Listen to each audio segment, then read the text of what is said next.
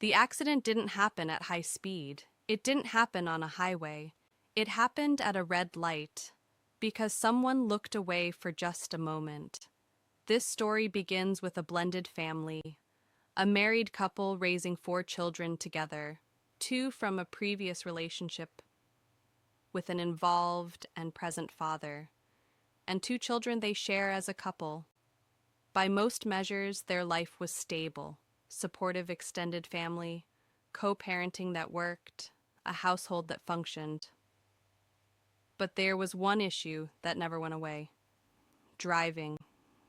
The wife had a long history of accidents, not related to alcohol, not related to speeding, but repeated incidents caused by distraction. At one point, her license had even been suspended. She insisted she was a capable driver. Everyone else disagreed. The concern wasn't minor.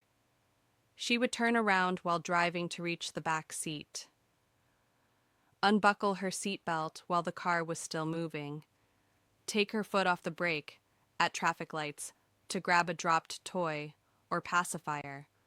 Her husband repeatedly asked her to pull over or to let someone else handle it. She refused. She liked driving. She believed she had control. And over time, that confidence became the real danger. In late summer, everything changed. Stopped at a red light, one of the children dropped a pacifier. Instead of waiting, she reached back. Her seatbelt came off. Her foot came off the brake. The car rolled forward, directly into the intersection. Another vehicle struck them from the side. All 4 children were in the car.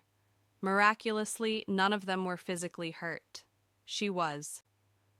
Recovery took months. During that time, she couldn't drive. Her husband adjusted his entire routine to compensate. He stopped drinking when they went out, handled nearly all transportation, even traded in a car he loved for a larger SUV. He offered alternatives, ride services, scheduling changes. But when her rehabilitation reached the point where she could drive again, he had a realization. He couldn't go back to pretending this was a small issue. He told her something he had never said out loud before. He loved her. He loved her older children. But if she ever distracted herself while driving with him or with their shared children, their marriage would be over. And if it came to that, he would fight to ensure she could not drive with his children in the car. She broke down. She said she would never intentionally hurt her kids, that the accident wasn't deliberate, that she was being treated like an idiot. But when asked how someone accidentally removes their seatbelt, takes their foot off the brake, and turns around at an intersection, there was no answer, only tears. What made the moment heavier was that everyone else agreed with him. Her parents warned they would stop helping with her insurance. Her ex-husband said he would seek full custody or legal restrictions if his children were ever put at risk again. She felt cornered, ganged up on, and yet no one questioned her love for her children. They questioned her judgment. This is where stories like this become uncomfortable, because the issue isn't love, it's responsibility. Most serious accidents don't come from recklessness. They come from misplaced confidence. I didn't mean to doesn't undo consequences. Intent doesn't protect children. Awareness does. When patterns repeat, they stop being accidents. They become choices.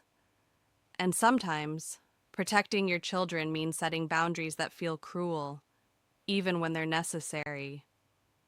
In this family, no one was asking her to stop loving her kids. They were asking her to stop looking away. So here's the question. At what point does protecting your children become more important than protecting a relationship? And how many warnings does it take before a moment becomes a pattern? After the accident at the red light, there was another incident. This time, she was alone. A single vehicle crash. Severe injuries. No children in the car. It should have been a turning point. Instead, it became confirmation. While she recovered in the hospital, her husband did something that felt cruel. Even to him. He spoke with a lawyer, not because he wanted revenge, not because he stopped caring, but because he was no longer willing to gamble with his children's lives. He pursued full custody with only supervised visitation. The decision haunted him. She was still recovering, she was facing charges. But he had reached the conclusion that waiting any longer meant risking something he could never undo. She promised she would change. She always had. But the pattern didn't stop. After physical rehabilitation, she returned to driving. And one afternoon, while retrieving paperwork from the back seat, she failed to put the car in park. The vehicle rolled into a canal near a shopping center. She survived. That incident ended the marriage. Both fathers, hers and her ex-partner, sought full custody. And part of the divorce settlement included a hard condition. She was not allowed to drive the children anywhere. It was devastating for everyone. And yet, even after the divorce, he still cared about her. He just couldn't risk his kids. Life moved forward. She got a dog. Her insurance company required a dash cam, a condition tied to her history of accidents. Months later, the footage captured something familiar. The dog began making choking sounds in the back seat. She turned around. Her vehicle drifted into oncoming traffic. This time, she was struck by a semi. She didn't survive.